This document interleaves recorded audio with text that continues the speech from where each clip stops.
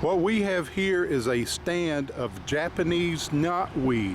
As you can tell, this is a very extensive stand. We're right along the side of US 23 on the south end of Ashland, and you can see it goes on and on and on.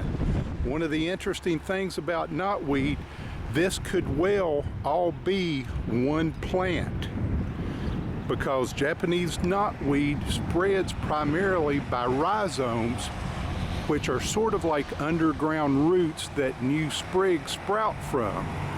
So this could be from one plant, every bit of it.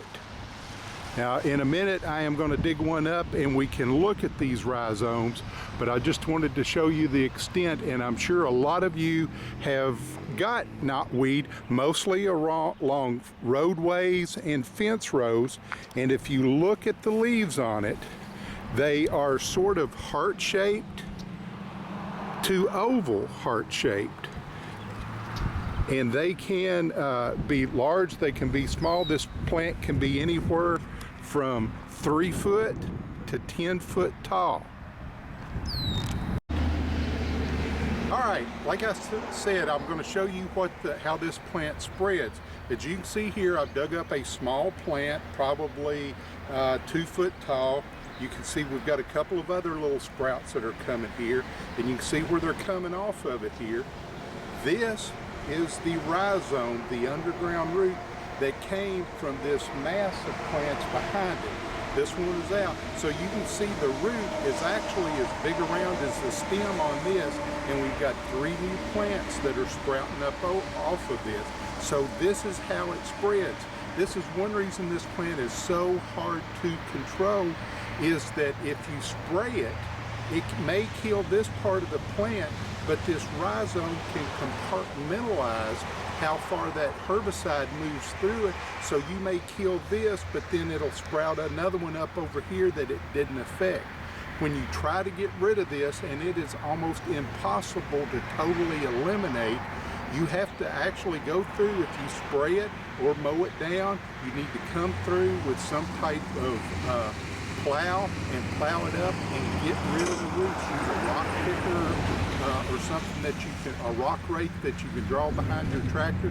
Gather all these roots that you can and dispose of them, get rid of them, because all it takes, you see these little fine roots here, if you leave some of them, they can turn into this and start growing new plants. So this is one reason this plant is so hard to get rid of. Now later in the year, we will have a pretty willowy looking white bloom that comes on this, which is one reason this plant was brought into the country in the late 1800s on the West Coast as an ornamental from Asia.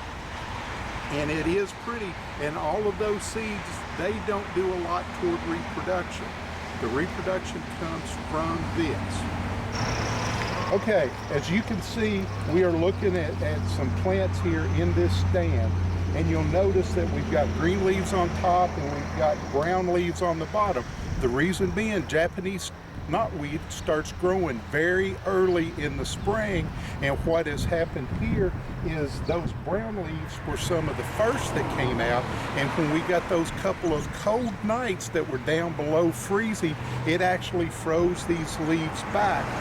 But it did not kill the stem. The stem survived and kept growing and put out new leaves. That's why we've got the brown leaves on the bottom and the green leaves on top. Another thing I wanted to show you about these plants.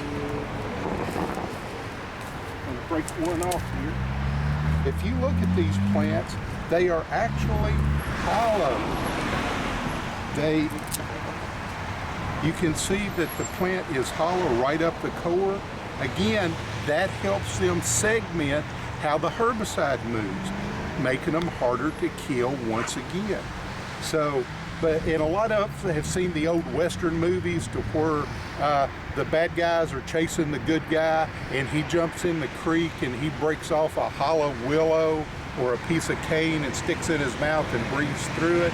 You could actually do that if you were in the old West and having bad guys chase you. These are hollow enough.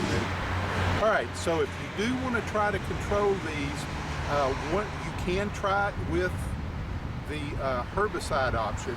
If you're going to try it with glyphosate, which is the generic name, the chemical actually found in Roundup, you can find generic ones all over the place. You want to use a 2 to 5% solution. Now you can also use Garlon, and if you are going to try to just kill it out without plowing it up, you need to use about a 5% solution. Now if you come back in and you do plow it up, and you cut it down, plow it up, and whatever resprouts in about 8 weeks, you can come back in with about a 2% solution on that Garlon and spray it down and try to kill it out that way. Now, I did want to say, this plant back in 2000, now this was 20 years ago, at that point in time, this plant by a group of people that study invasive species declared this one of the top 100 invasive species worldwide. We think we have a problem with it. Great Britain, the UK, England, they have it is much more invasive over there and prevalent. It's almost like kudzu in the South in the United States is the way this is in Great Britain. So you can try to get rid of it. I recommend you spray it. When it starts browning, you cut it off, you let it resprout, you spray it again, and then you turn it under and expose those roots and try to pull the roots off. Try to get it early when you see just a small patch that's maybe a few plants or 3 foot wide. Get in there and dig every root, every rhizome out to keep it from spreading. If you let it get to this size, it's going to be next to impossible to totally eliminate it.